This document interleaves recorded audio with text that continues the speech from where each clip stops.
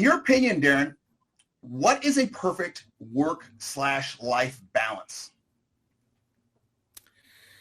I think that's a really good question, and one that I kind of find comical that all these people have come up with these, here's the breakdown and here's how you have to do it.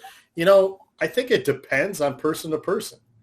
It really, because some people, their work is their pleasure, and so how are you going to tell somebody that that's not the right balance for them? If they really enjoy it, I love what I do. Some people may argue I don't work for a living because I love it. And I think so to find that work-life balance, to me, it's something that each person has to kind of look to. I think it's interesting in my position with a leadership role on our team is trying to figure that out for everyone and trying to find that balance. Because like I said, no two people are the same. And some people, you have to back them down a little bit because they're working too much. And others, you got to kind of, okay, let's get it going. Let's push it forward. But, to me, there's not a perfect equation for anyone. And I think that's part of the joy of us as humans, right? I tell people all the time, we're just big, dumb animals. And you have to, figure it out what works for you, what works for your family. If you have a partner, right? If you have children, all those dynamics change. And that's the other fun thing about it. My work-life balance was way different before I had my son. And now that's changed. And when I got married and all these things that happen, these huge life events, they change. And you have to be willing to change with them so that you can find your sanity in there and, figure out what works for you. I think it's also good to talk to people. I've listened to your show and I really appreciate the way you've said, communication's the key. And a lot of us men don't do that. But I think it's good to communicate to one another and see what else is out there. See what other pastimes you like. See how people are doing their work differently and learn from it. I was going to say, you cut me off because you have obviously been watching the show because you're talking about the same things we're talking about. And, talk to other people. It's okay not to agree with everyone. Communication is key. And also realize that not everyone is the same. Not being the same as someone is okay. And as you want to share your life with someone also, don't forget to share all this podcast on YouTube, Amazon, Google, Spotify, and all that other good stuff. But Darrin, you hit the home run on that one. That was phenomenal. Monaghan, you got a question for him? Yeah, I do. First off, real slick slide in there, Rubio, with watching the show. I love that. Darrin, I'm getting better. Slide it in. Smooth as a limousine, baby. Let's go.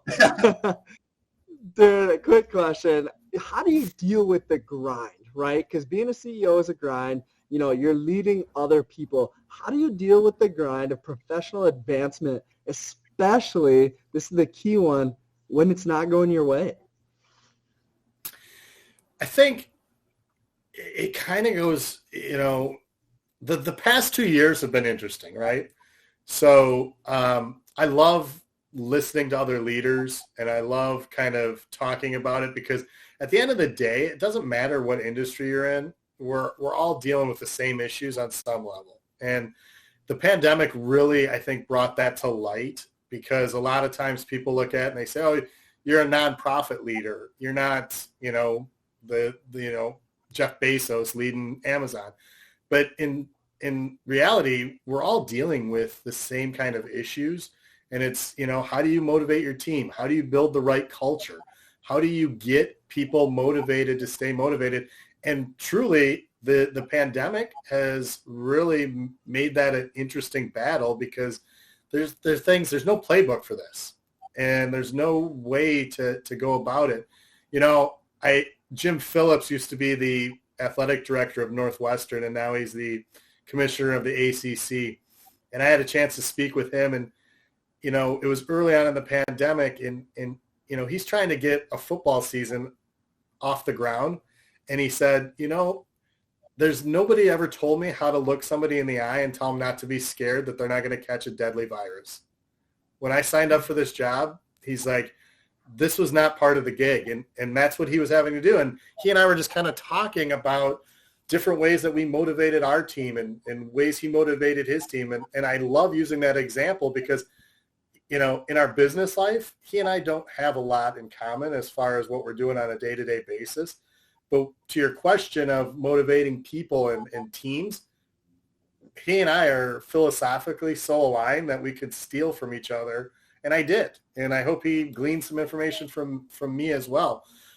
So it's probably a long-winded way of answering a pretty straightforward question. But I think the last 2 years have changed kind of my thought process even more when it comes to how do we motivate people? How do we, provide good work-life balance? All of those things that we've already talked about today in this podcast kind of come together because it really was a different lens that we all had to look through these past 2 years. Darrin, you're going to hate me for this next question, but I have to ask, which do you like more? The Patrick Manley Award